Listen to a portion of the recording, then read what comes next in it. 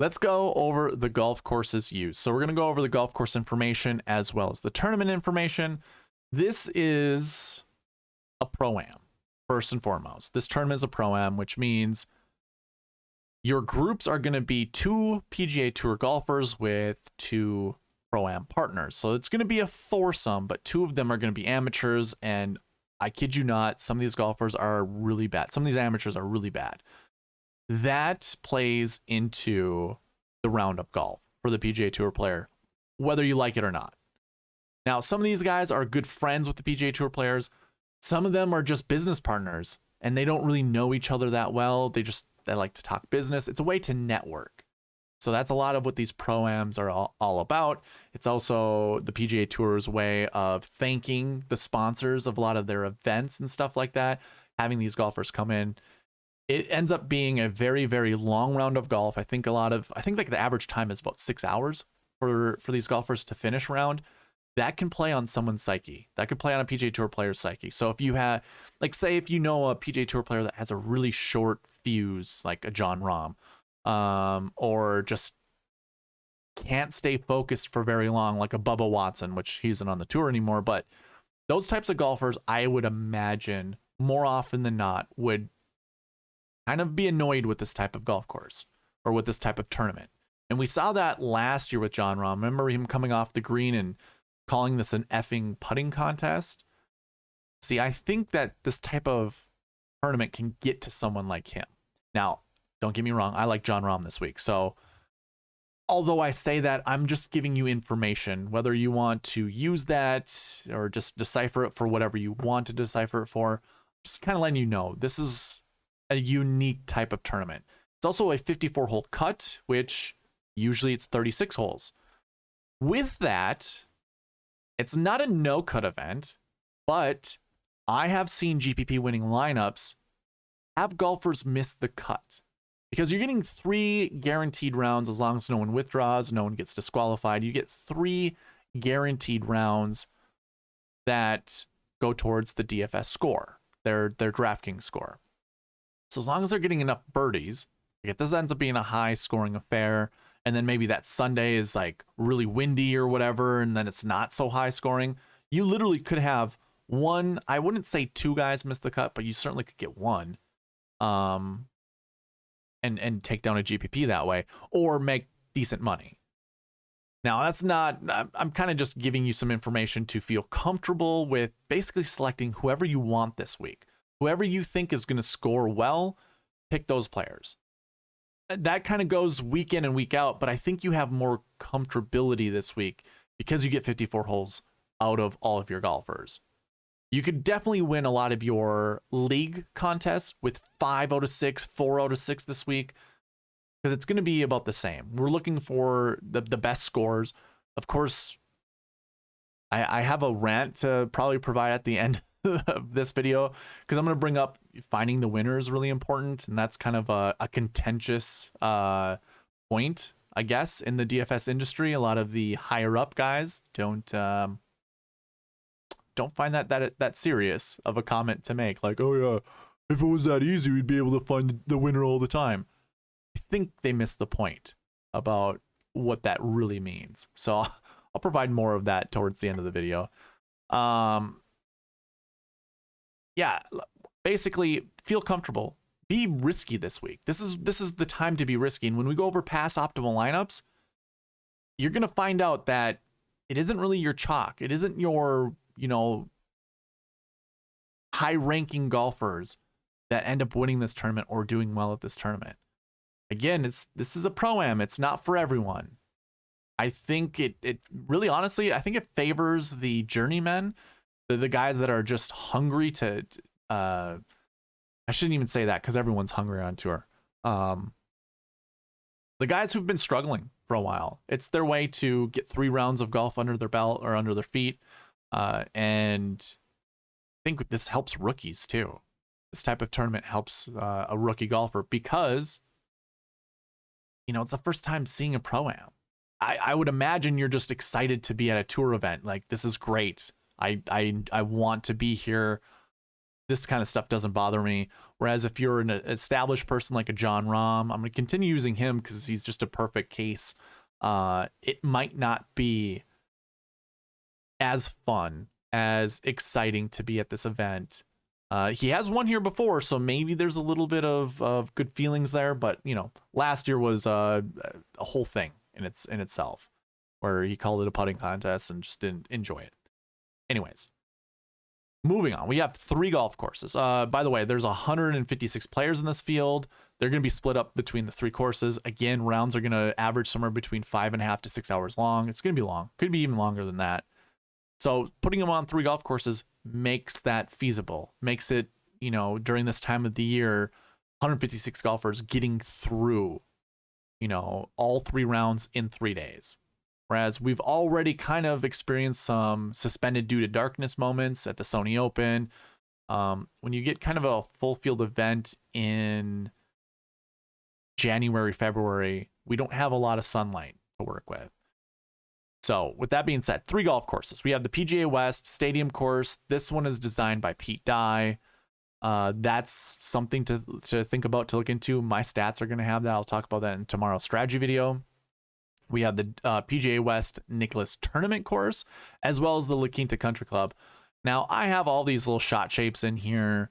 It's not something that's necessarily required, but I think it benefits. So if you're reading this and you're kind of looking at, ooh, fades actually matter more than draws, you know, use it, you know, take it with a grain of sand. Like it's something to look at, but it's not like super imperative important. It kind of looks like fades, hitting a fade. So if you're a right-handed golfer, hitting a fade probably benefits golfers here more than hitting a draw. But of course, we've had Patrick Cantlay do really well here. He primarily hits a draw, like that's his primary shot shape. Siwoo Kim's done well here. He hits a fade. So do with that as you will.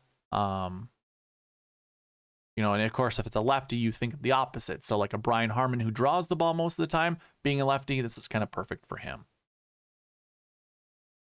Other than that, I really don't have anything to talk about this golf course. It's dormant. Oh, I do. I have a lot of stuff to talk about this golf course. What am I talking about? If you aren't aware, you can go to the GCSAA. I used to go over this in my videos before. Let me zoom in for you. The GCSSA or SAA is the Golf Course Superintendents Association of America. I believe that's what it's called. I worked at a golf course. I worked at several golf courses that were partnered with these guys, or our superintendent was a member of. And basically, every superintendent talks with the PGA Tour, lets them know how they're going to set up the golf course, or the PGA Tour tells them how they like to set up. But here's where you can come in and find out the turf grass for these golf courses. Here's my kind of interesting take. So you see these are all like Bermuda overseeded with POA. I literally just got I got a picture sent to me of the golf course. The golf course is being played. The rough is completely dormant. I didn't see any like little green patches. So I kind of made that comment to my buddy that lives out there. It's like, oh wow, the rough looks way more dormant than usual. He goes, oh yeah, it is even worse at the stadium course. So take that for what it's worth. Now, what you need to know is when a grass goes dormant, and this is what bothers me. I haven't heard anything this week, but I could literally pull up last year's American Express conversations people were having on Twitter about, this is Bermuda. You got to use golfers that like Bermuda. No, when it's dormant, when you see that yellow grass in the rough, that is the natural Bermuda that's there. That natural Bermuda is brown because it isn't in optimal growing conditions, meaning the rest of the course that is green isn't that Bermuda. It most likely isn't the Bermuda that you see on here. Now, there are different strains that can withstand colder weather and stuff like that, which is going on at the desert right now. More often than not, though, they have to overseed to fill in the patches that can't grow. So what that should tell you is do not, with any sort of confidence, use Bermuda stats.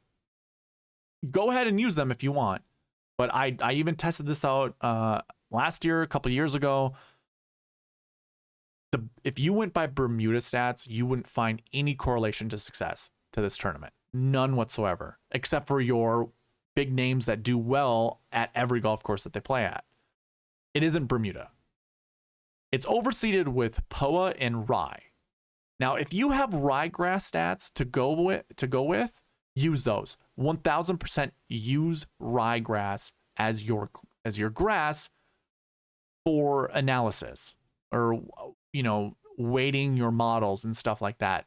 Use ryegrass. Don't use Bermuda. Don't use POA. Use ryegrass, because the POA that's on these greens does not act like normal POA. You're not going to get these little these little buds in the greens that cause the ball to bump. These roll pretty true. And it's very I want to say like a thin grass. And that's kind of what rye is a thinner grass.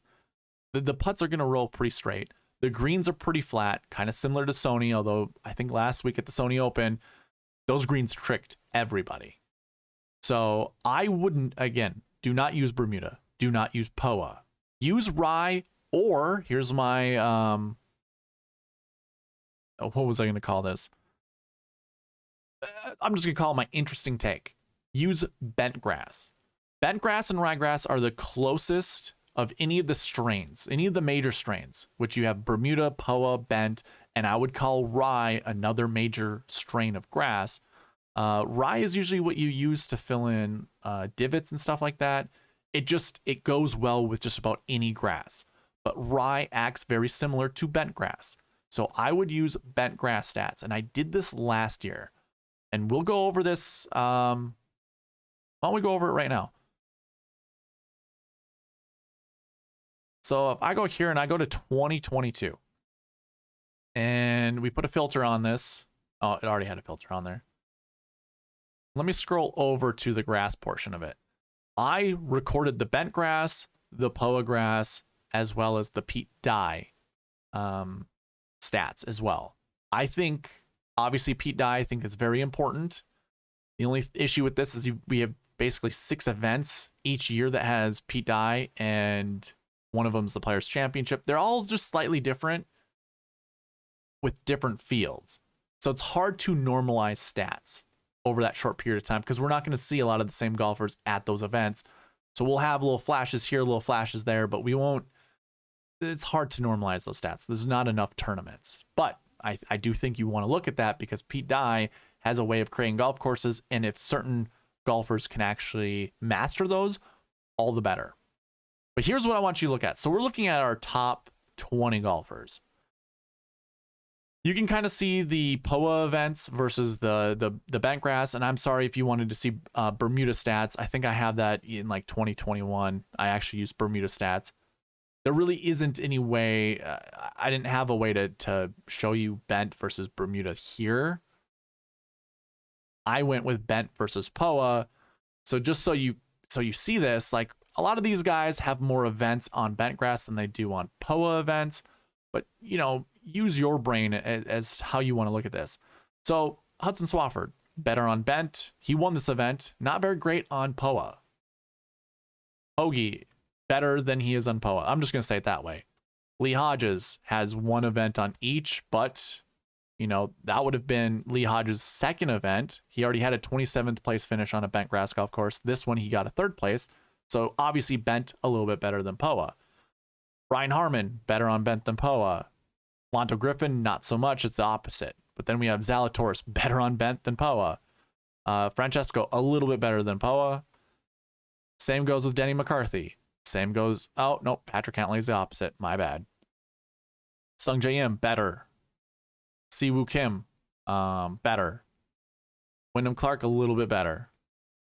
John Rahm, much better on bent than he is on POA. We have Sneds, same thing. Zach's pretty even, but Henley. So you can see more and more of these golfers have better bent grass stats than they do POA. Just kind of trying to show you, use bent over POA. That's really all that the purpose here that I'm trying to tell you. But as a golfer, as a competitive golfer, I know bent and ryegrass pretty much act the same. I also lived out here for 3 years of my life, or 2 years of my life. I've golfed these golf courses before. I've golfed on the Pete Dye golf course. I know what you're going to get yourself into. Bent grass, I'm telling you, these greens roll just like bent grass greens. They roll just like, if you've ever golfed on a rye type of golf course, normally you wouldn't unless it was kind of a cheaper golf course. But most golf courses, like I'm from Minnesota. So in Minnesota, we have bent grass greens primarily. Sometimes POA makes its way over here, but more often than not on these golf courses, it's bent grass greens. When I went from here over to the desert, I was basically putting on the same type of grass. Now, it wasn't, don't get me wrong, it wasn't, but the ball reacted the same way it does on bent. So that's why, that's kind of my controversial take. That's what I was trying to get at. Use bent grass stats this week instead of any other ones, unless you have rye. If you have rye grass stats to use, whether it's putting around the green, those are going to be the most important ones. Off the tee and approach, not so much, but anything short game related.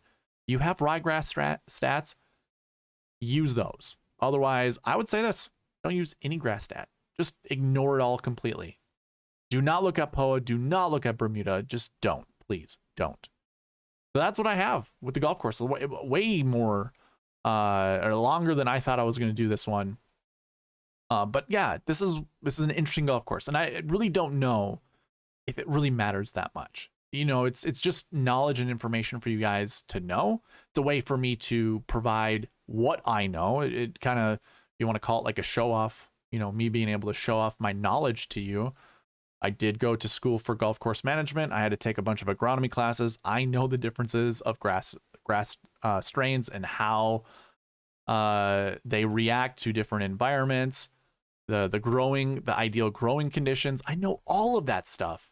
This is not Bermuda. Don't look at Bermuda, please. For the life of you, do not look at Bermuda stats. Here's my hierarchy of things. Look at ryegrass. If not, then look at bent. If not, don't look at any stats at all. That's my top 3.